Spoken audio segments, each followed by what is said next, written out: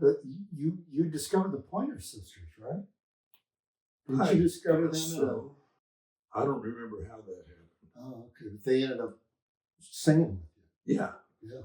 And then Joe Baker, she came into the band, what, about 3 albums in or something? Something like that, yeah. Mm-hmm. I would think that it would help to be writing when you have somebody else that's singing. It probably makes it a little bit easier to write. I don't know. That's probably true. If you're writing for yourself, then you got to deal with your own limitations, you know, and you have to write within those.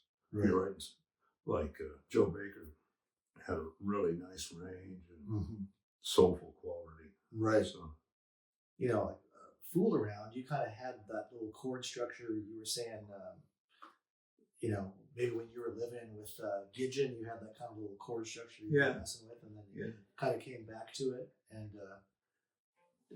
did, you know, Mickey singing on it, you know, or just... I tried to talk 2 or 3 people into singing it. Joe Baker. She didn't want to do it. Didn't quite butter the biscuit for her. And then Ricky Kellogg. Oh, yeah. Really? He had a great voice, but he didn't, you know, have a feeling for the tune. Didn't relate to it, yeah. And that's a great song. That's really, that's great songwriting. You were right. Goes being nice. No, I'm serious. I was thinking about it, and I was thinking, you know, just your construction of the way you put together songs. You obviously put a lot of care, and you must have patience to be able to write like that. I've always been lucky because I've had really great musicians in my band. You know? My MO would be to write as much of the tune as I could, then bring it to a rehearsal and not give anybody any hints, just see what people could come up with, you know. Because I figure you're limiting yourself if you don't get all the help you can with something, you know. Which is why you got this guy. No, he's in the band for good looks. No, he wasn't wearing his glasses when he hired him. Bob's a great. He's the most indie man guy I know. He sure is. He does absolutely. Muscle White. Yeah. T-Birds. T-Birds, yeah. All kinds of people. I'll tell you one thing, as I've never experienced, you know, being in a band where I've had a band leader such as yourself, but also, I mean that in a great way, great band leader. But all buttering you up. Yeah. But the guitar parts that Elvin comes up with, we do these 2 guitar parts, and I'm really proud of, because nobody really does that. No, I can't think of anybody, you know. And pretty unusual. And the stuff that Elvin comes up with, I would never think of, you know. So it's like really a cool thing. Yeah, that's kind of been one of your trademarks for a long time. Yeah. I want to say, I remember I saw you, believe it or not, I saw you on Midnight Special one time with Johnny V and the band. Yeah. And it was like, you know, that was, I think, when you must have just signed the Capricorn deal. And you really had all the 2 guitar stuff worked out back then. That's when I first remember that. Yeah, we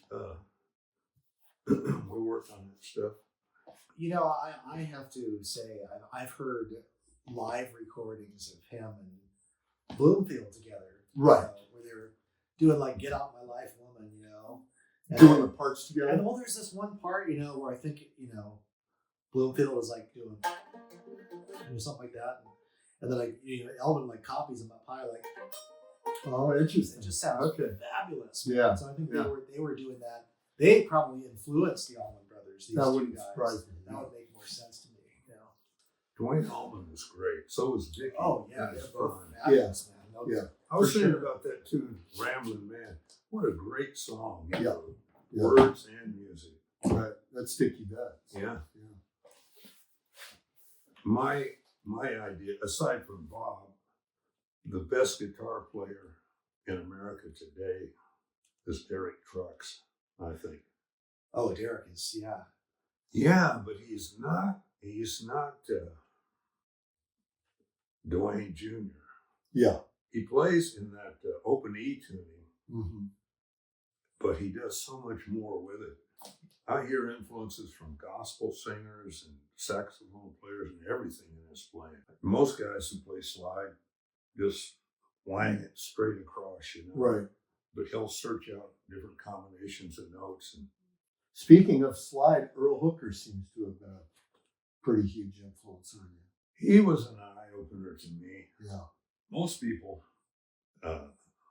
like the Southern rock guys, most of them, they'll put the slide on their middle finger Mm-hmm. so they can support it on either side with these two fingers, And they use, maybe it seems like a big heavy slide, and they kind of Right. need to do that, otherwise you lose control. Right. Earl Hooker put a little small Interesting. slide on his little finger that left all these open to play the guitar just like regular. Right. And he figured out how to actually pick out melodies and stuff instead of just relying on what came under your hand. Right. So he tended to use it like just for embellishments, but then he could play a lead. Yeah. Right under that. Yeah, you'll hear that in his songs. Yeah.